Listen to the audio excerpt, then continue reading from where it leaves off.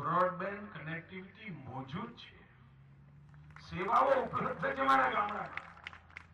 તો સોનિયાબેન એક કામ કરો, આ અઠવાડિયું રોકાવે, કાલ રાત ગામડામાં રહો અને હું આપને અમારા તમે પસંદ કરો એ ગામડામાંથી વિડીયો કોન્ફરન્સથી ઇટલીમાં આપના મમ્મી પપ્પા સાથે વાત કરાવો. સાહેબ પિયરિયા જોડે વાત કરશો ને એના ચૂંટણીનો થાક ઉતરી જશે. ખરેખર આપ અઠવાડિયું રોકાવો મારે ત્યાં અને અમારી બ્રોડબેન્ડ કનેક્ટિવિટીની સેવા જુઓ. ઇટલીમાં આપના કુટુંબીજનો સાથે વિડીયો કોન્ફરન્સમાં વાત વાપરી આવો. આટલું બધું સુખ અમારા ગુજરાતમાં છે.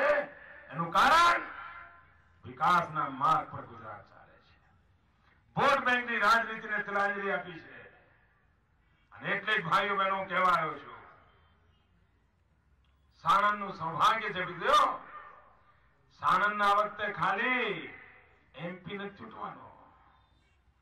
તમારે તો સાહેબ આમ ઘડિયાળનું લોક આમ કરીને ફર્યું છે. તમારે આ વખતે એમપી નહીં, પ્રધાનમંત્રી ચૂંટવા છે. પ્રધાનમંત્રી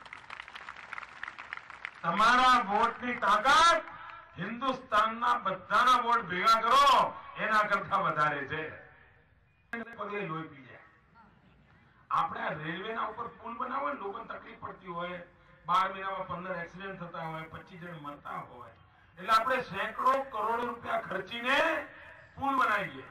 આ બાજુ પુલ બની ગયો હોય, આ બાજુ પુલ બની ગયો હોય અને વચમાં બાકોરું હોય. એટલે લોકોને ખબર ના, લોકો મને પૂછે આ મોદીએ વચમાં બાકોરું કેમ રાખ્યું છે? એ બાકોરું મારું ન હોય, લાલુ યાદવનું સ્મારક છે. રેલવેના ફાટા ઉપર મારા વાળા બાંધવા નથી દેતા બોલો. અને ગુજરાતના દરેક જિલ્લામાં પુલ આમ લટકે છે બોલો.